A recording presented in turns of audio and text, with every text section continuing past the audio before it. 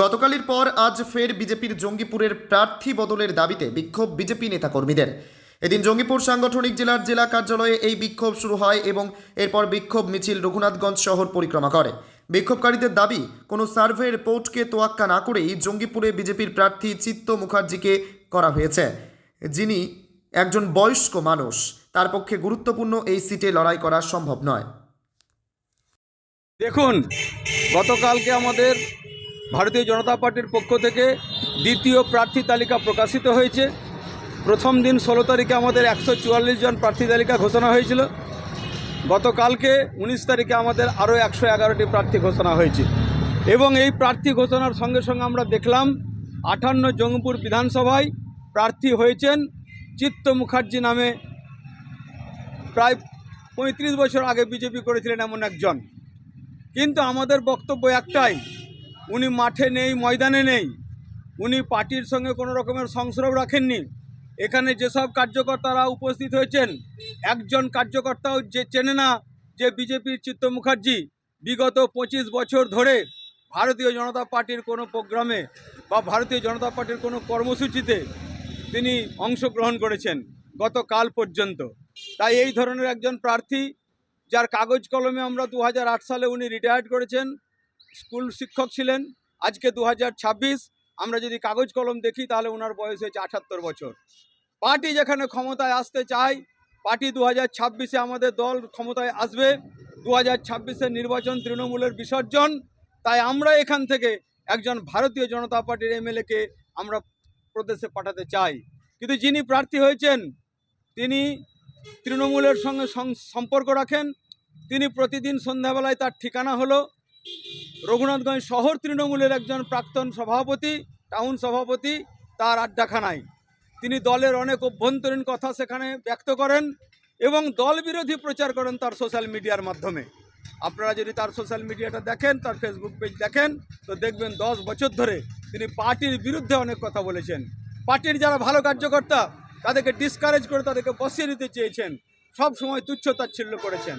তাই এই ধরনের একজন প্রার্থী, যিনি প্রচারের আলোয় নেই, যিনি কর্মীদের সঙ্গে নেই, যিনি আমাদের 275টা বুথ সম্বন্ধে ওয়াকিবহল নন, বিগত দিনে যিনি আমাদের কোনো রকমের বুথের সঙ্গে সম্পর্ক রাখেননি, কার্যকর্তার সঙ্গে সম্পর্ক রাখেননি, তাই এই প্রার্থী বদল করতে হবে এবং এখানে একজন উপযুক্ত প্রার্থী দিতে হবে যে লড়াই করে তৃণমূলের বিরুদ্ধে, কংগ্রেসের বিরুদ্ধে এখানে জিততে পারবে এবং কর্মীরা তার উৎসাহের মধ্যে দিয়ে এই নির্বাচনটাকে উৎসাহের নির্বাচনে পর্যবেসিত করে এবং 2026-এর নির্বাচন পরিবর্তনের নির্বাচন সামনে রেখে আমরা যেন সেই রকম প্রার্থী পাই, তার জন্য আবেদন জানানোর জন্য আমাদের আজকে এই কর্ম। যদি প্রার্থীর পরিবর্তন না হয় তাহলে কি করবে?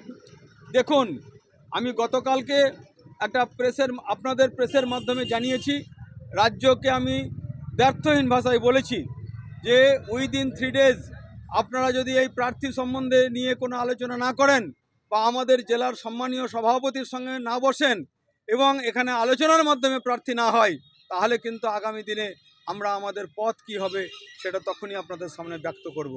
3 দিন সময় দিয়েছি, এই 3 দিনের মধ্যে রাজ্য নেতৃত্ব কী করছে দেখা যাক। আমরা রাজ্যের অনেক নেতৃত্বের সঙ্গে কথা বলেছি, আমরা বিভাগ কনভেনার থেকে আরম্ভ করে জেলার ইনচার্জ থেকে আরম্ভ করে সম্মানীয় জেলা সভাপতি এবং রাজ্যের যারা প্রাদেশিক কার্যকর্তা আছেন এবং বিভিন্ন রাজ্য থেকে আমাদের এই রাজ্যে যারা পর্যবেক্ষক হিসেবে এসেছেন, তাদের মাধ্যমে আমরা এই বার্তা দিয়েছি। প্রার্থী হিসেবে কাকে চাইছিলেন? দেখুন, প্রার্থী হওয়ার লোক এখানে অনেকেই আছে, আমাদের অনেকজন প্রার্থী হওয়ার যোগ্য আছেন এখানে। আমরা বলবো না যে একে প্রার্থী চাই, ওকে প্রার্থী চাই, কিন্তু যিনি প্রার্থী হয়েছেন তিনি আমাদের দলের প্রার্থী নন, এটাই হচ্ছে সবচেয়ে বড় কথা। তিনি কবে দল করেছেন জানি না, 2001 সালে তিনি প্রার্থী হতে না পেরে বই চিহ্ন নিয়ে সুতিতে দাঁড়িয়েছেন আমাদের দলের প্রার্থী সমর দাসের বিরুদ্ধে। আমি সেই সময় 2001 সালে, তখন 58 নম্বর 59 নম্বর দুটো বিধানসভা ছিল না, একটি বিধানসভা ছিল 54 নম্বর জঙ্গিপুর বিধানসভা, সেখানে আমি নিজে প্রার্থী ছিলাম জয়দেব দাস। আর উনি প্রার্থী হতে পারেননি বলে উনি সুতিতে দাঁড়িয়েছিলেন বই চিহ্ন নিয়ে এবং জঙ্গিপুরের সমস্ত কার্যকর্তাকে উনি সুতিতে নিয়ে গেছিলেন, যার জন্য ভোট প্রচারে আমার ব্যাহত হয়েছিল। সেই সময় রাজনীতি করা, বিশেষ করে ভারতীয় জনতা পার্টির হয়ে কাজ করা অনেক দুঃসাধ্য ছিল, তবু আমরা সেদিন করেছিলাম। আর উনি সেই সময় আমাদেরকে অথই সাগরে ভাসিয়ে দিয়ে বই চিহ্ন নিয়ে ব্যক্তি স্বার্থ পূরণের জন্য চলে গিয়েছিলেন।